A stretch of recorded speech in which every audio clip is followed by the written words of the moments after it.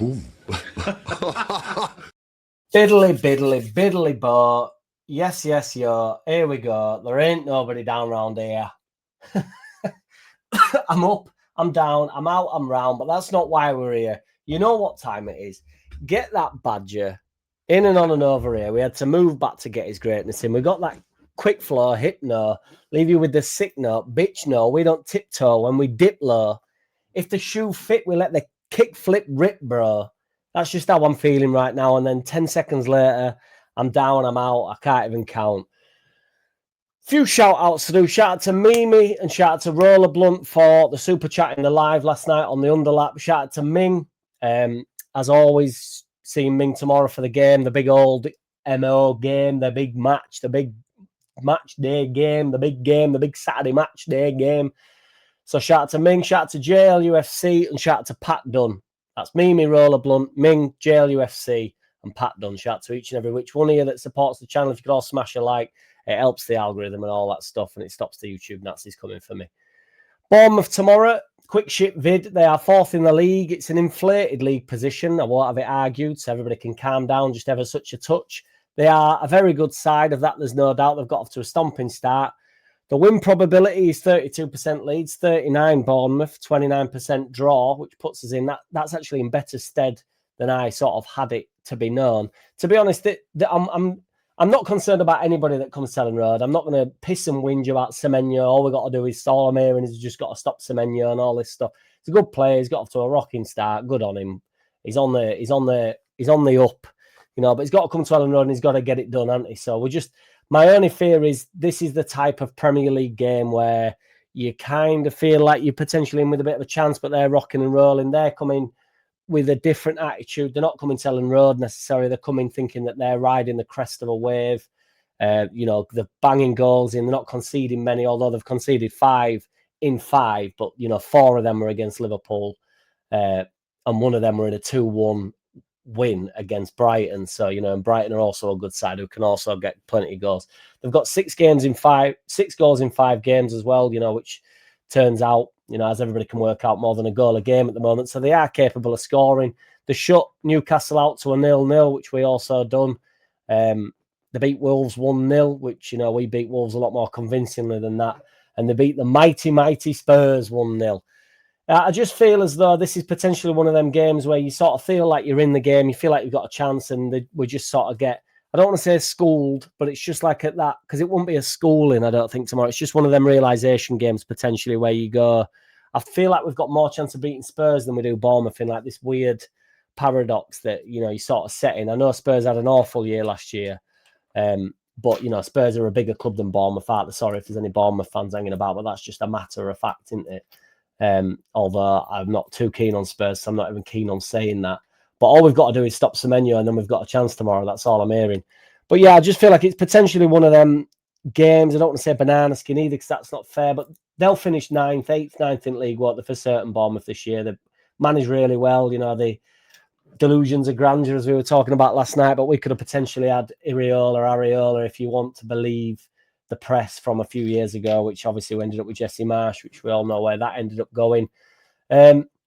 The return of Tyler Adams, this is a funny one. So I saw it's been quite different on Twitter and on just across social media in general. But the other day there was discussing like what his return will be like, you know, the return of Tyler Adams, like anybody really cares. I'm sort of torn on it, to be honest. I don't even want to give him the attention of the big old boo every time he gets on the ball. I don't want to do it. I can't see the point in doing it.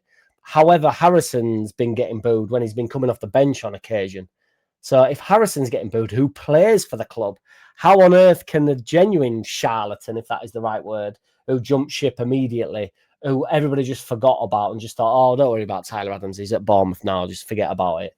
Then he got injured instantly.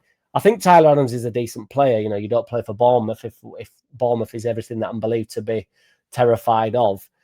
Tyler Adams is definitely a good player, but I don't want to boo him. I can't be bothered. It's like, well, when's it stop? It's just like, I don't think I will participate in the boo. I might do the first boo, but I just think sometimes I think it comes and it gives players a little bit of one-upmanship. I feel like it does them actually a bit of a favour. And if they've got a bit of an attitude, and I mean that in sort of a good way. And I think Tyler Adams sort of does have that type of attitude, like me against the world type of attitude, which is actually what we liked about him. He gets stuck in, doesn't he? And he gets about, and I think he'll enjoy getting booed. I think it's like he's a bit of an attention seeker in that sense. A lot of people are saying that Ampadu will go looking for him and stuff. I highly doubt Ampadu's going to be stepping out. I mean, they play the same position, but, you know, which leaves them sort of opposites ends of the field, doesn't it, most of the time. So Ampadu really would have to go looking at him. There'll be an opportunity for Ampadu to go and get him at some point. Ampadu always finds a chance to snap somebody, but I don't think if he goes looking for any player, why would he go looking for Tyler Adams? He wasn't even here when he were here. They're at different trajectories. We've got Ampadu. I'm much happier with Ampadu, truth be told, than Tyler Adams. He's my guy, he's Ampadu, he's my skipper. But yeah, if Harrison's getting booed, how can we not boo Tyler Adams? Let's have it right. Some people have also been tweeting about Sinistera, saying what type of a reception will he get? I think people have obviously clearly missed the boat on good old Luis Sinistera, but the reception he will get will be bland, to say the least, as he will not be in the building. But I'm hopeful if we get a goal. I'm hoping we get some goals tomorrow. I'm hoping that there's something to cheer for or cheer about. Even though a 0-0 shutout I would take and run home gleefully, and I would be happy with that. But if we can get a goal, I feel as though, you know, if we don't stop Semenyo, I feel as though they will score. Yeah. So we're going to have to score ultimately. And I think we need to get off the mark as well. I know we scored a pen, which I actually watched back today, Metch's pen. I'd never really watched it in terms of just taking the pen, but it's a last-minute pen against Pickford, who I think's a dick slap and a bit shit. But, you know, he's capable of a big save, isn't he? And it's a really well-taken penalty, to be honest, in his first game for the club, really. You know, his home game, his homecoming. It was a big moment for him, really, and he snapped it home. It was a lovely pen. So, yeah, that's where we're at with tomorrow. I'm going to go for a 2-1 win. Genuinely. The heart's saying a 2-1 win. The heart's saying a 2-1 win. The head's saying if we're going to get a point, it's a 1-all, because I do believe they'll score, and I think it might be after about just before half-time, if I had to just literally hazard a guess. Just going into half-time, just think, bastard, on half-time, thinking it went well, that didn't it? Put 1-0 down. It's like, and then we'll come out and pull one back. And then the body says if we're going to get a point, it needs to be a 0-0. So I don't know where the body comes into it, but that's shit is as shit does. I want to talk about Illan Meslier. He is apparently failing upwards due to the fact that he's off to Inter Milan, apparently. So he'll be off there in January. I want to mention, though, that the knobhead in the press conference yesterday, or the day before, it might have been yesterday, in Farke's press conference, he made a sly dig at Mez Silent S, and I thought there was absolutely no need for it. He said, what did he say? He said, oh, yeah, it's good to have two good goalkeepers, isn't it? And it was definitely a dig at Meslier from last year and the issues that he had last year. Luckily, it was Perry that conceded 5 goals against Arsenal and not Meslier Silent S, because if it was Mez would have got pelts for it. I'm not 100% certain that Perry's even better than Mez at this point. I mean, Perry hasn't made any howlers as of yet, but if Mez had conceded the goals that Perry... It's Darlow's shirt to lose. I don't understand the knobhead comment in the press, so I don't think it's needed. I think it's time for Illan Meslier to be moving on. I hope he gets his move to Inter Milan. He's only 25. Not to be that guy, but he has been through a lot for the age that he's at. He's had a bit of a wobble on it past couple of years. I do actually agree with the fan base, really, with the overall nervousness around him. And I understand it at Ellen Road. I tried to sort of play it down while we're in the Championship, but it's hard to avoid, really. It's a unique position, isn't it? It's a strange old position he's been in there. Sorry, Badger.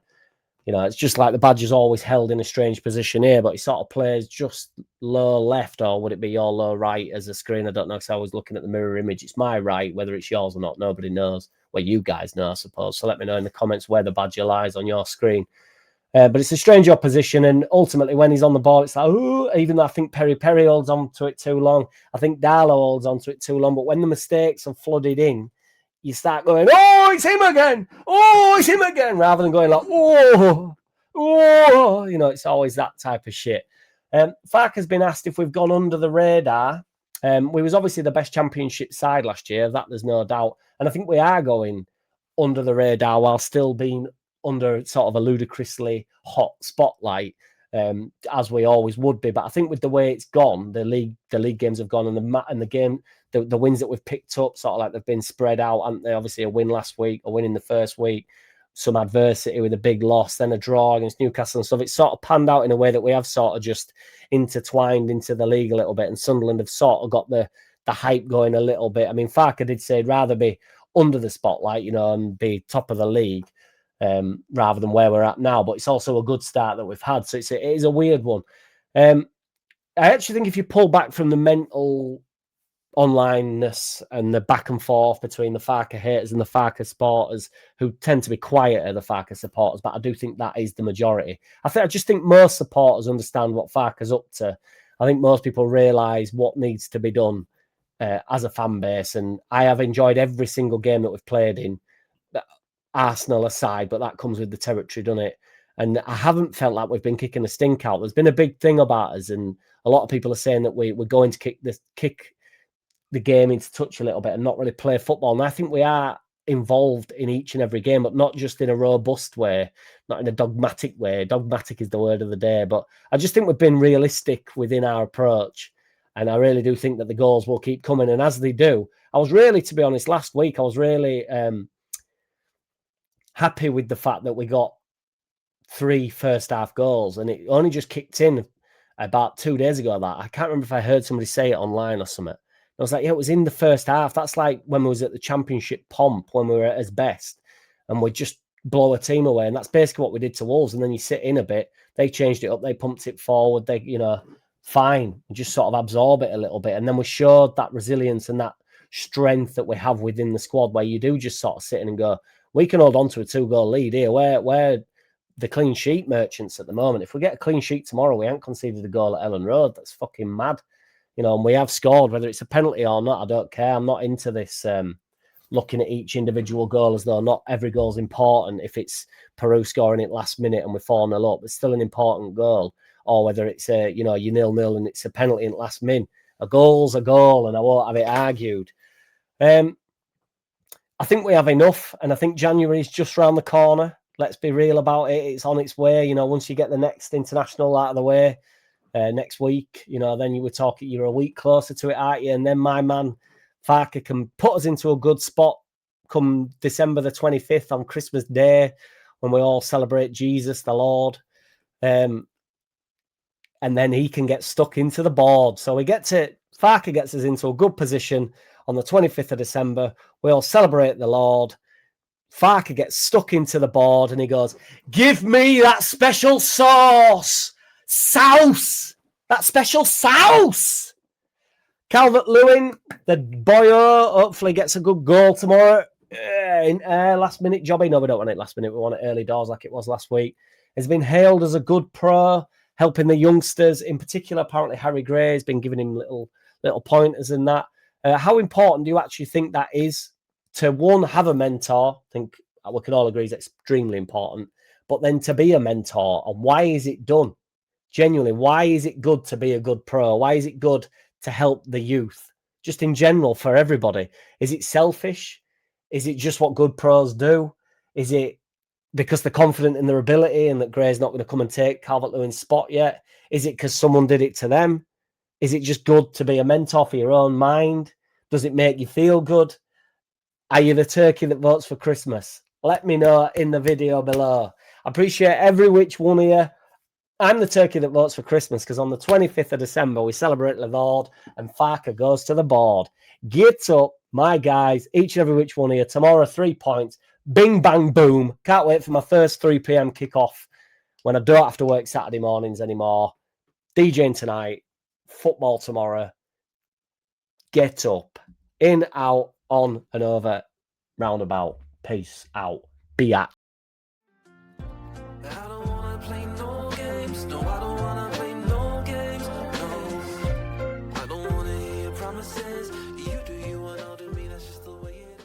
Boom.